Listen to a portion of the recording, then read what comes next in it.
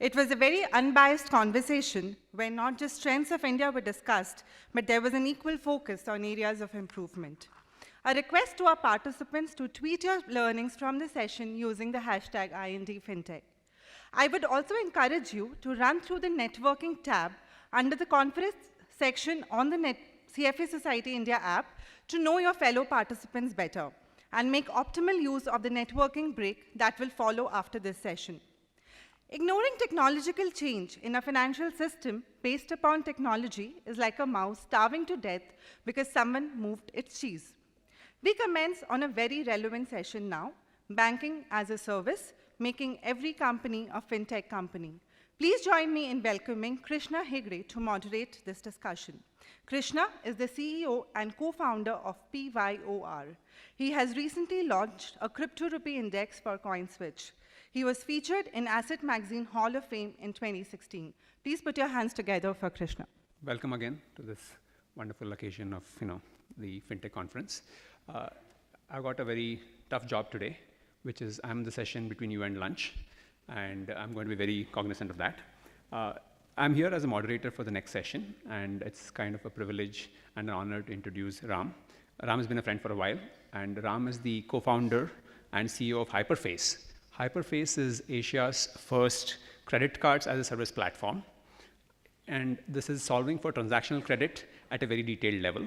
He's an engineer by background, so what you'll find is that all of his approach to questions and solutions comes on a very first principles basis. That's what I've seen for the last few years. And he's a very staunch believer in the power of modern technology to solve financial services problems.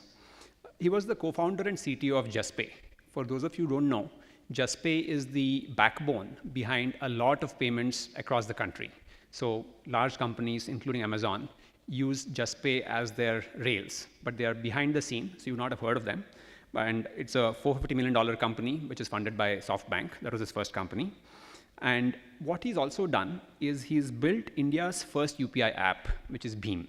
So when Raghu spoke about how UPI is kind of talked at in every forum globally, Ram is partly to thank for that, because after demonetization, in those 3 or 4 weeks, when the country was struggling for digital payments, Ram and his team put together Bheem as an app, which I'm sure many of you have used, and that triggered the whole digital payments boom in India.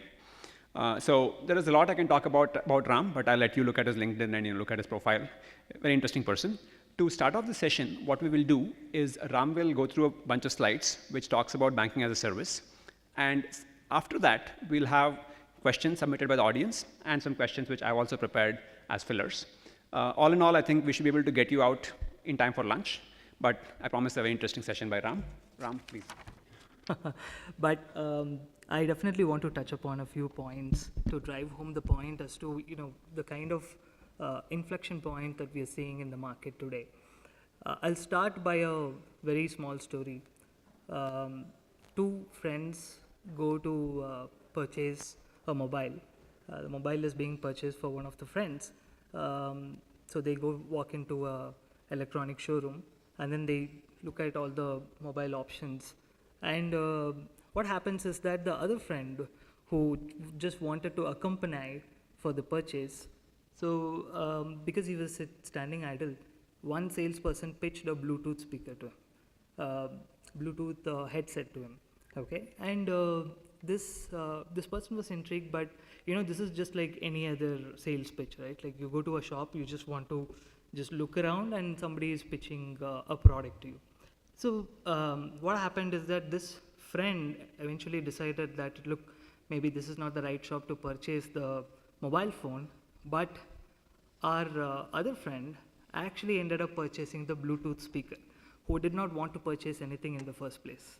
Now what happened was that the salesperson basically told that, look, this Bluetooth speaker costs 2,000 rupees, but here's the thing, we offer you 3 months EMI, and your down payment is only 100 rupees.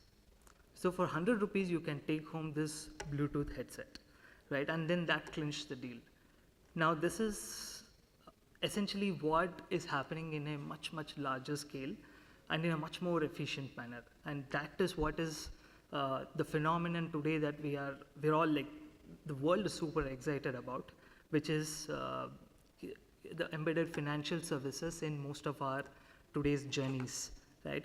I'll touch upon the phenomenon in a broader way, but this story is playing out everywhere in the offline world as well, and in a much better scale, much bigger scale in the online world as well, right? So what happens? Okay, just one step. So let's just take a step back and see what happens, right? Again, this is nothing new. We all know that this is the reality. The banking products are always sold in isolation, right? Nobody wakes up thinking about, okay, hey, today I need to go purchase an insurance. Today I need to go purchase a loan, right? People most of the time, they just want to solve problems, right? I want that fancy looking iPhone. I want to go on this foreign travel for which I need to go purchase insurance, travel insurance, right? So people are all the time looking at solving problems. But in the banking world, that context is missing, right? The banker never asks you, look, what problems are you trying to solve? The banker always asks you, what policy do you want, or what loan do you want, right? So that context is missing, right? And if you again, map back to the physical world, you go to a Chroma or any kind of a store, and then you look at the product, there's always this other person sitting in the nearby to the cashier desk with saying that, hey, here is the no cost EMI for you, right? So these are always segregated, right? The lender or the financial institution doesn't know what exactly that you're trying to do, what exactly that you're trying to solve. They just sell their wares. But it's the commerce company that is wanting to actually give you all these options, right? So the context part is something that is very, very critical here, and banking products are disconnected, right? And that phenomenon is what today is changing. Let me give you, okay, this block diagram is too dense, but basically what's happening here is that what you're seeing here is that the financial products are all the banking domain ones, right? These are all regulated entities that are actually licensed to sell these products. But the embedded journeys and the customer context is happening completely outside of the banking ecosystem. We are interacting with probably like a Make My Trip or a Thomas Cook or a Flipkart or an Amazon or Ola, Uber, right? And that's where we are solving our life's problems, our work-related problems, right? And between the two is what is the problem statement that's trying to get solved, and can we now put these together in context, right? So that's essentially what we are trying to solve here, right? And if this is solved, it actually changes a lot of stuff for us, right? So here, if you see the phenomenon, what is banking as a service, right? So it's a very broad term that simply says that, look, for this person, we need to, along with the product, we need to probably give out a loan, we need to probably give out an insurance while they are making their flight booking. And can we do that? Can we do that in a seamless way? So can we actually get the bank's infrastructure to be technically made available at that point of interaction for the customer with the business, right? And all of this is encompassed into, say, a broader term called banking as a service. It's nothing but a specialization of, let's say, software as a service, right? And it's given out in a way that is easily consumed by businesses. Again, I'll give more examples here. Oops. Okay. How do I go back? Okay. Cool. This is nice. Okay. So we've all seen this. Most of us use Amazon, Flipkart, Ola, and you can see here what's happening here is that the broader phenomenon from a consumer point of view is that you get the credit at the time of purchase, right? We're just specifically highlighting some of the examples here on Amazon and Flipkart Pay Later, and these numbers are today growing. I'll give you the numbers in terms of how these have been growing significantly, but these have become pretty much like a regular option, right? Today we are not surprised that, hey, a Flipkart and an Amazon is actually now into the lending business. Whether or not in partnership with different financial institutions, that is besides the point, right? But the user's problem is that, look, I want lending at this point, and is that being provided by any of these businesses that I'm interacting with, right? So that's the problem that these companies are solving, and at scale. We've also seen insurance also play out in a pretty large way. Again, these are all sachetized insurance. In fact, one of the biggest I would say here is IRCTC that sells insurance for a paltry 2 rupees, right, which is phenomenal. Like if you go 10 years or 15 years ago, these things were not in place, right? And in a way, if you see, we are slicing all the user scenarios where, let's say, I may not even have an accident insurance, right? But while I'm traveling, which is where the surface area of an accident is there, and if that can be covered by an insurance policy, then it sells a lot more effectively, right? So in fact, we are solving the user's problem in a far more efficient way. Right, and broadly now speaking, so with context, when you put banking and financial services in the context of what the customer is trying to do, it gets very, very powerful, right? And should it be the domain of only Flipkart and Amazon and these large companies? Through technology, we can address that, like even a small store, even a small e-commerce company, a D2C company, or a small travel player can actually provide these services, right? And I'll tell you the difference between physical and digital.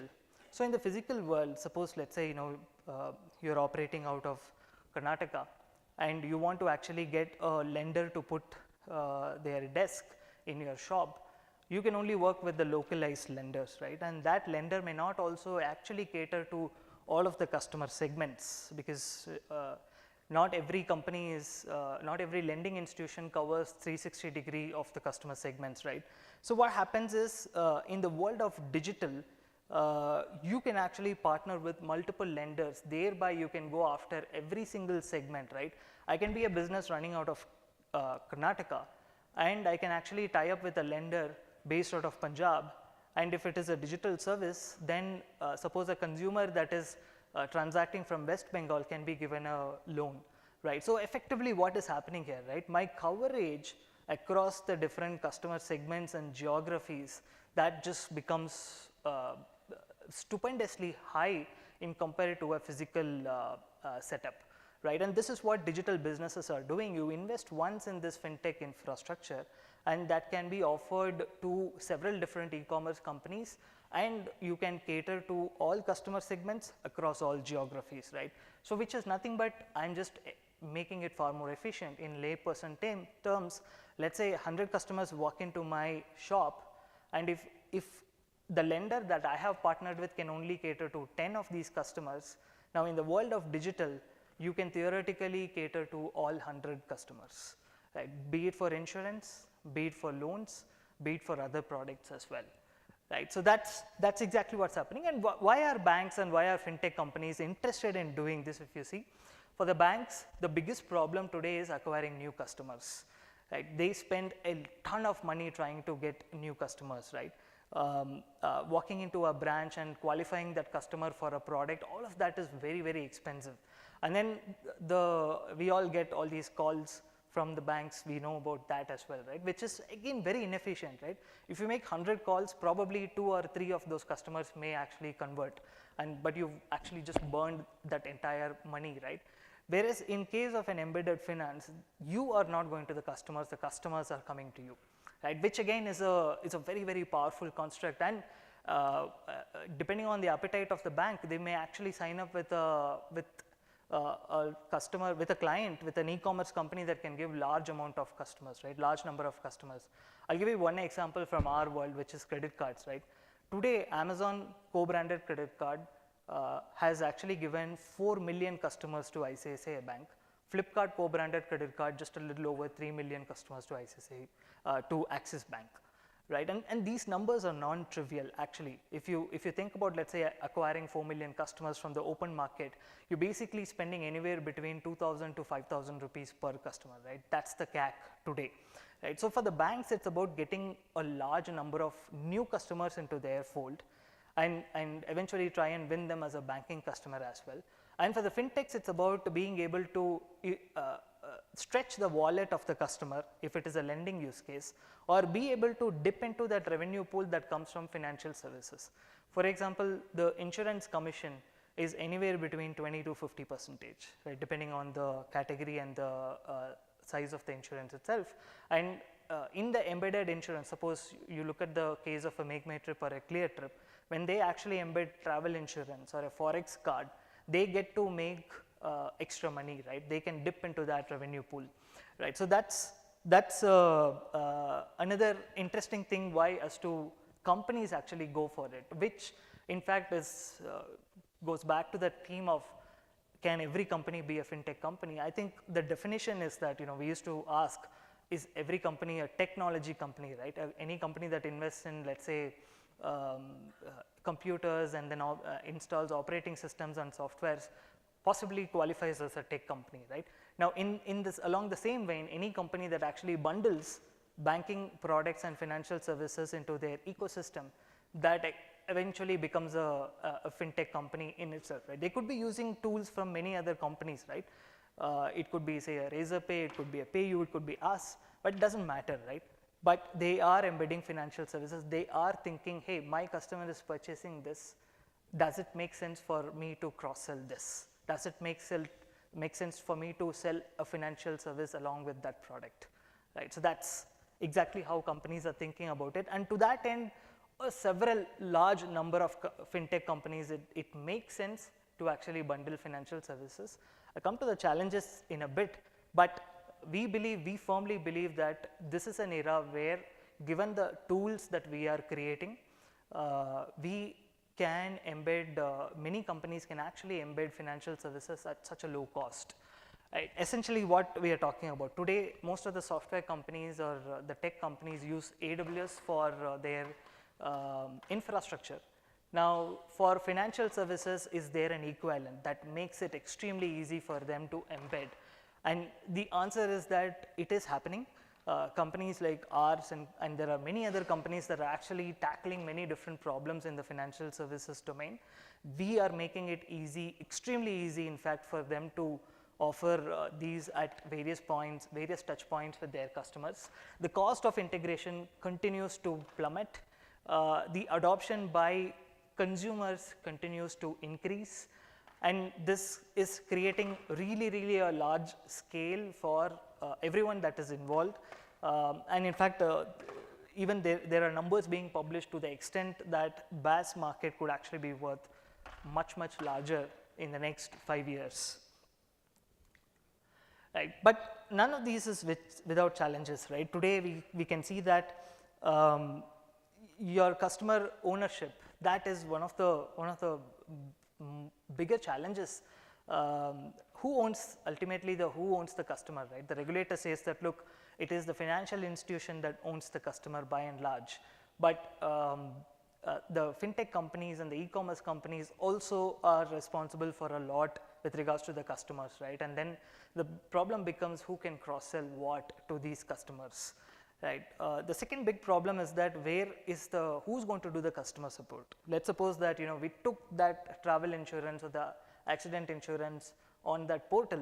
Now, is our primary relationship between that travel portal, or is it with the insurance company should something go wrong, right? And how do you actually handhold the customer? Because the touch point did not happen from the insurance website, but it happened from the travel website, right? So now who handles this? What about the data security? Today, this particular thing, we are talking about data flowing from one side to another side, right? We are now giving some context about why the customer needs personal loan to purchase that fancy iPhone, or it could be for a completely different thing. And the bank now gets to know something more about the customer. And the banking data is now flowing into the commerce system in terms of, let's say, your repayments and your customers' missed repayments, or what the customer is subsequently doing with that product. That data is also flowing into the commerce system, right? So one typical example that I can give you is that when, let's say, a bank is trying to qualify a person for lending, suppose the customer is uploading the pay slip. Now, who is the customer uploading the pay slip to? Is it the fintech or is it the banking institution, right? And does the fintech or the e-com company even have the right to actually hold your pay slip? Right? Very difficult question to answer. And the segue or the corollary of this is are systems geared up for handling the InfoSec requirements of the banking world, right? When we say that, look, every company can be a financial services company, fintech company, then accordingly the infosec investments that are being made by these companies will have to catch up to the banking grade as well, right? And are we ready for that? These are all massive challenges, right, which we are trying to solve. But nevertheless, I think the entire commerce industry works in tandem with the financial services industry. This phenomenon is already playing out in a big way, and it is going to only increase, and we are here to solve the problems. The next decade is super interesting for us. Thank you very much. Our investments, etc., in isolation, it is very clear to me that financial services is going to get embedded into pretty much every use case, every flow. And I was trying to reflect in terms of the real world consequences of it. And I saw this headline yesterday that Starbucks has about $1.5 billion of deposits on Starbucks card itself, right? So which in itself would generate, I don't know, given where Fed funds are right now, probably $50 million, so $80 million per year of free money for a coffee company, right? So a coffee company as a bank is probably where the world is heading. And your presentation is very timely in that regard. Let me just get started with questions. But before we start on the formal questions, one thing which has always intrigued me, given that all of us remember where each of us were in November of 2016 when demonetization happened, was how did Beam happen in 3 weeks' time? And with the permission of the audience, I want Ram to just take 2 minutes to talk through how Beam was created, because he had a front row seat on the creation of Beam UPI as an app and UPI as a system, of which we are all very proud today. So that's it was a chance meeting that happened for us with NPCI. We were already doing something with NPCI. So the PIN that you enter for UPI transactions, that project was with JustPay at that time, right? And we had a relationship that was ongoing with NPCI at that time. While that was just a small project, during the demonetization time, basically NPCI's question was that, look, we have this fantastic product, fantastic platform, right? But we don't have something that we can promote, right? Very chance meeting, we gave a demo to them in terms of what they could potentially do, and which can potentially be something that is marketed completely by NPCI themselves, right? We didn't know the name at that time. Basically, we actually had christened it as Bharat Pay at that time, and PAY, Bharat Pay at that time, and that's how we had started the project. I would say that we were at the right place at the right time. We had built a completely different UPI app for another bank, right? So we had something, we had the knowledge of how this needs to be done, but what we weren't prepared for was the entire deployment that needed to happen within NPCI's data center, right? So working with their data center, we had to cleave the team into two, and one part of the team actually was taking care of the deployments and the back-end stuff, and then the other part of the team was also focusing on the front-end stuff. What a lot of people do not know is that at that time we also were revamping the complete *99 hash as well, which is that telco-based way to send money from one account to another account, useful for people with feature phones and then no internet phones, right? So we revamped that also. So we were basically a 60-member team. We committed the entire team to just this cause at that time, and we were working on all of these projects. And this was also the time, so I was there in Chennai. Chennai is where the data center, NPCI data center was, and believe me, deploying something in their data center is very, very, very difficult. Okay. We ordered new hardware. Again, all of that came as wartime effort, and then we had to deploy the software there. This was also the time when Jayalalitha had passed away. So for a few days, our work also got disrupted in Chennai. Like we would hunt for places late in the night for having dinner as well, right? Because everything was shut at that time. Okay. So multiple challenges, but because we committed the entire team and we were pretty much ready at the right place at the right time, we were able to deliver this in less than 4 weeks. Only just few days before the launch did we actually get the name. So then we completely did the rebranding of the app and put it onto the Play Store. It was a fantastic experience, I guess once in a lifetime experience for all of us, right? That's awesome. Thanks for sharing one that. good thing is that I think yet another proud thing for all of us at that time was that Dilip Asbe, who is the CEO of NPCI, used to camp out of our office, right? And we had given him a place to sit and work out of, right? For like 3-4 days, he was there just working out of our office. It's good to hear wartime stories like this. Absolutely. Thanks for sharing that. So since you seem to have a inclination to do hard things, when you look at partnership with banks, most people tell us that partnering with a bank is a really hard thing. Has that changed? You've been in the system for like last 6-7 years. So if you kind of look at partnering with banks, how has it changed over your period of time? Right. When we always enter into this, it feels like, okay, this time it will be different, right? But yes, it is different, but the problem complexity remains the same, okay? So eventually that's what we have to measure ourselves upon. So what has changed is that banks are now pretty open to deployment in cloud, but they try to tame the cloud as well to suit their data center requirements. So yes, the problem areas have shifted from one place to another place, but the complexity, net complexity just remains the same, right? So we still, it is always like, it always feels like walking into a trap when working with banks, okay? But we're always like, prepared to solve problems, right? End of the day, see, we have to do justice to two things, right? One is the partnership and another is to the company that we have set out to build. Right, and we have to strike a balance. There is always a give and take when it comes to banking partnerships, but there are also upsides to this, right? One is a banking relationship is extremely sticky in nature, right? So once we actually get through that barrier, like I remember banks in the UK telling that it takes about 18 months to onboard a vendor in the UK, right? There's a lot of tons of due diligence, right? And in India the situation is far better.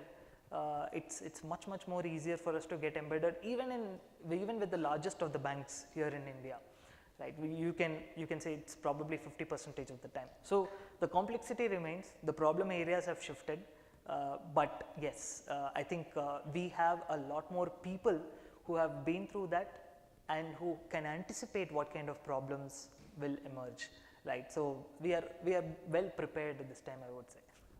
Thanks. That's good to know. So there is a good question from Vivek Suman, who talks about saying that, look, large banks have been spending a lot of money on technology, right? So JP Morgan has 10,000 plus engineers, I think, and that's true for all large global banks and Indian banks. And is the whole assumption of banking as a service based upon the fact that large banks lack the ability to directly offer these services to customers? And if that is indeed the case, is it possible that 5 years from now or 10 years from now, banks decide we are going to do this API business ourselves and we don't need any intermediaries? Do you see that as being a threat to the business?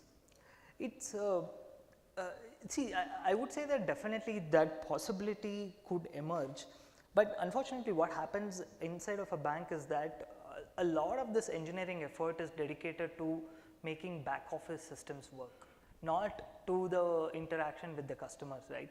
Like even with 10,000 engineers, look at the outcome of banking front end experience, right? I'm not talking about the back end, but the front end experience, right? Today, customers overall predominantly are in India, they are using Google Pay and Phone Pay, right?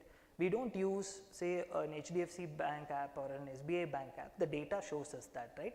The reason is that on the front end, it takes a lot more effort to actually be very creative, be very nimble, be very receptive to the market in terms of what the customers want, right? And that is an area where usually the priorities are not given to. Right? Priority is given a lot to, okay, how do I meet the regulatory requirements, right? And in a way that is also okay, I would say. Banks are institutions that it's like a dam of trust, right? And to give you an example, to put this in context, right? Let's suppose tomorrow an Amazon starts a bank. Okay, somehow they get a license and then they start a bank, right? Would I keep my salary in Amazon, right? Amazon's incentive is to make me spend, right? You put 1 lakh rupees, they will try to see how they can actually make you spend that entire 1 lakh rupees and then give you a loan on top of that. And they are very effective at that, right? Whereas a bank will never do that to me. I know that they will never ever do that to me. In fact, they will make it very hard for me to do transactions, right, which in a way is a good thing, right. It is like that strict mom, right, that we all have, right. So, so I feel that, you know, that is lot of times that is undervalued, right. In a way you can say it is by design, right, but I feel that any institution that is very, very efficient or effective at making you spend actually cannot be the institution that actually helps build your wealth or savings, right. These two are very different institutions. It's a very interesting way of looking at it and makes a lot of sense, of course. So I got one interesting question from Hitesh Kumar, which talks about ONDC, the commerce layer, and you know, since you've been close to the whole public goods development, and this is also relating to BAS in a way. The question is, how will ONDC, a commerce layer, integrate with banking as a service? Do you see any natural synergies there as time progresses? See, it's a very evolutionary force. I think ONDC, the shape of what is going to come out of ONDC itself is quite. Can you give an overview of ONDC for those in the audience for whom ONDC is still new? So, ONDC is this platform to enable the buyer-seller ecosystem to happen much more efficiently. Today, companies like Amazon, Flipkart, they are all walled gardens, right. So, they are all holding on to that seller data as a very platform specific thing. So, there is a platform buy-in that happens when a third party seller wants to actually work with a marketplace. Right. What ONDC is trying to solve is that create this as a platform, so that any company can actually create a marketplace, right. So, in a way you can say it is Shopify on steroids, where even marketplaces can actually build up, can be built on top of it, right. So, so we are seeing this as I see this as an evolutionary phenomenon of commerce itself, right, and that is a much bigger problem to solve. A banking solution or financial services as a contextual thing can be tacked on, but I would say that that is a lower priority when compared to, let's say, creating the primitives for a marketplace will be much higher priority, right. And there are problems that are far more difficult to solve there. For example, let's say, you know, why do we purchase on Amazon versus a no-name site, right? Because they have built that trust in terms of, look, if you order something, you will get that, right? And that is really difficult problem to solve, right? If ONDC can actually solve for that, then I would see a fantastic innovation happening in commerce layer itself, right? And then the banking and financial services will simply follow. Wherever consumers are transacting, we will make sure that, you know, financial services are made available there. Wonderful, thanks. So, you know, I'll just kind of shift gears slightly here, right? Because, you know, one of the aspects, financial services obviously is a big part of the Indian economy and global economies. And I think TCM spoke about how it's a large profit pool. And obviously banking as a service is trying to attack that profit pool while expanding it also, right? So both aspects are happening. So if we decide to say, how do we choose winners and losers within the regulated space? How do you decide, you know, which bank or which financial services company will do well in a tech-enabled space? Like, you know, if you had to look at, say, 5 companies, and you have been partnering with companies in the financial services space for last half a dozen years, how do you decide what is it about the DNA? Is it the org structure? Is it the mentality? What is it that decides who is a good partner? Right. I'll give an example here, right. So, we had this pretty large e-commerce company that wanted to issue co-branded credit card, and we took them to a bunch of banks, and one of the banks amongst the largest banks in India, right, they basically said that, look, we will give 7% cashback on all e-commerce, that particular website transactions, right, which is pretty insane, right. And that level of money, only a bank which has significant profit pool can actually give that as a marketing incentive to customers, right. Like 7%, they actually make 1.5% as part of the interchange, and the net interest income and everything else could add up to another slightly higher margins from there, right. So, even at a book level, if they are only making, let's say, 3% per transaction, right, they are willing to give 7% for one category of transactions. Now, that P&L is pretty crazy, right. It's probably going to be a bleeding P&L, but a bank really knows that, look, once I get this customer, I can figure out a way to make money through the lifetime of that customer, right. And this particular when there is really a lot of depth of balance sheet, banks are willing to actually put more money even if the portfolio is going to be loss making for the initial few years. Like HDFC's credit card portfolio, if I am not wrong, was loss making for the first 8 years, and today it is one of the most profitable books that's out there, right? So banks play the long term game, right? Whereas a startup or a fintech company actually lives only for 10 years or so, right? And it is by design, by the way, right? So they have to figure out how do I make money in 3 years, but a bank can figure out how do I make money in 10 years, right? So that's one key difference, and accordingly the partnerships are done. So we actually ourselves also look at marrying, creating that matchmaking, right? In some ways we say that, look, we are like Seema Taparia auntie only. We have to, the moment a fintech company comes, we have to figure out, okay, what is the right bank to take this fintech company or an e-commerce company to. So you kind of have a sense of which bank works well with which fintech and what is the kind of and depends on the different life stage of the banks as well. For example, a bank that is specializing in the North India and wants to expand down south, like for example take AU Bank, right? AU Bank does really well in North but has minimal presence in South, and they want to expand, right? So when you take a very South focused business to AU and say that, look, I'll get you 1 million customers here, their willingness to spend is a lot higher than taking a North based business to them. Got it. It's very interesting. It's fascinating. But there is one question about crypto, and I have a sense of where you stand on this, but it will be still interesting for the audience. The question here is, how, this is from Jayesh, saying why are banks against crypto to begin with? And is there a chance that crypto and blockchain could replace banking and finance going forward? It's a very large question, but we will take a go at it.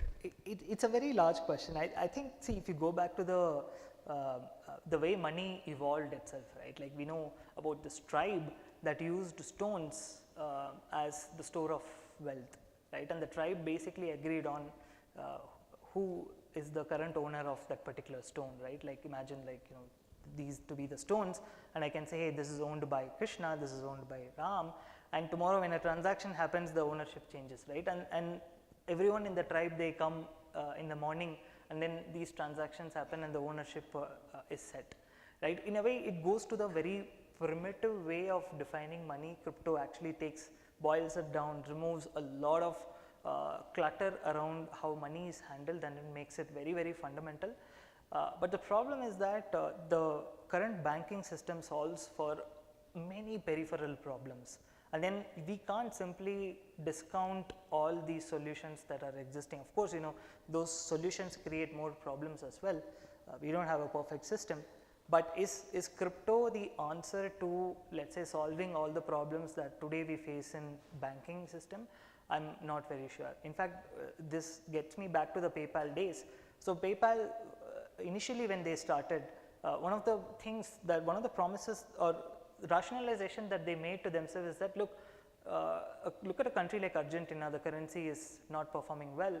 What if it is very easy for the customers in Argentina to actually hold money in US dollar, right? And then that acts as a hedge against inflation, right? And if it is simplified to do via PayPal, right? And till date, PayPal tries to create that connection between different countries, right? And perhaps crypto is an evolutionary thing for solving for that, right? There are nice things about crypto, but unfortunately I feel that there are a lot of forces that are acting on crypto.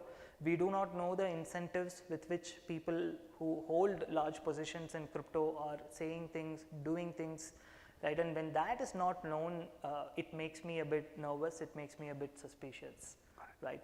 Otherwise, I think crypto, technically it is a fantastic solution. It just takes us all back to the basics, and then perhaps a better system will emerge on top of it. And this whole discussion about central bank digital currency has been going more recently, right?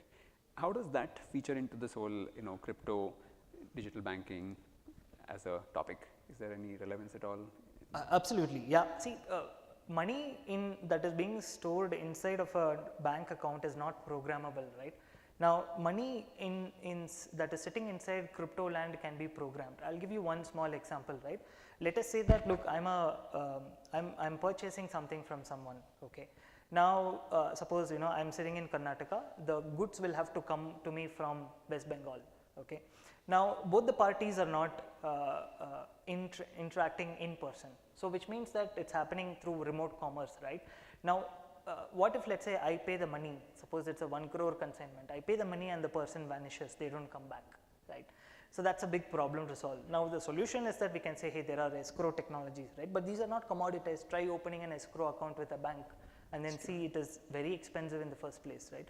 But in crypto, you can program it. You can say that, look, I will release 5% upon you confirming the order, and the next 10% upon, let's say, delivery or the logistics company making a confirmation, right? And then the next 10% is released. And if the delivery actually enters Karnataka, another 10%.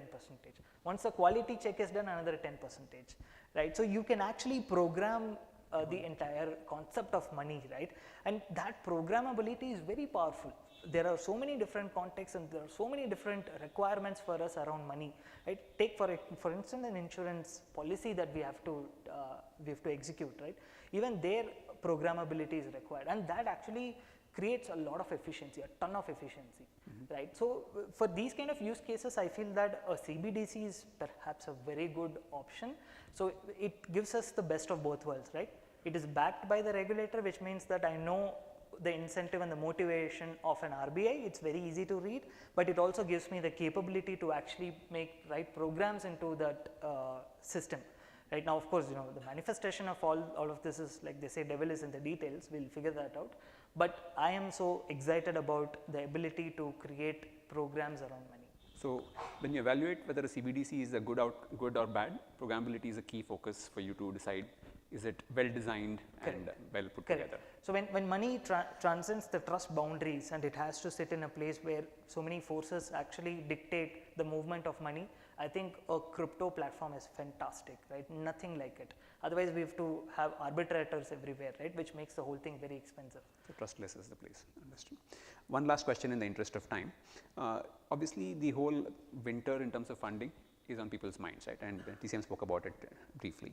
Now, have you seen things change, and how does that affect your work as an entrepreneur, as a fintech builder? What's changed in the funding environment and global macro? See, these cycles always keep happening, right? Like we saw the e-commerce funding winter as well, right? So the sentiment cycles keep changing, and there is now the flight of money, macroeconomic conditions are not in favorable for us. The whole profitability is being questioned, right?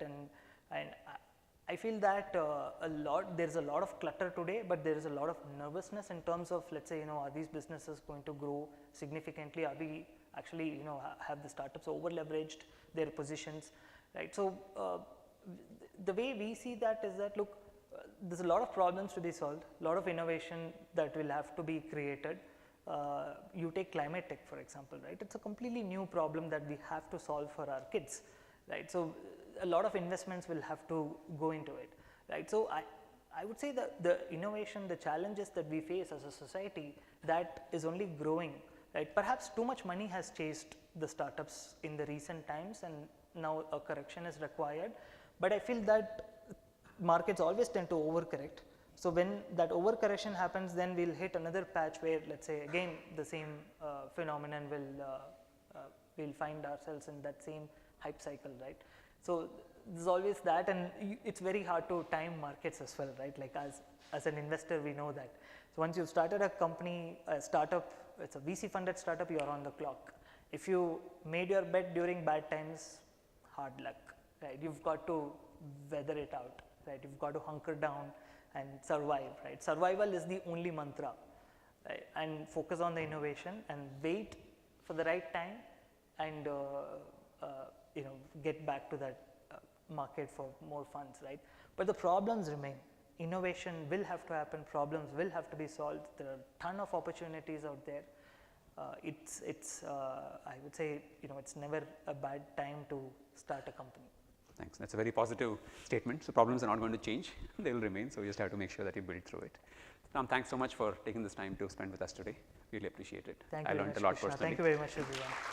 For what was indeed a very witty session, and we will have to see banking buzz matchmaking can be the next content to watch out on Netflix for sure. With this, I invite our lead, a token of appreciation to Krishna and Ram.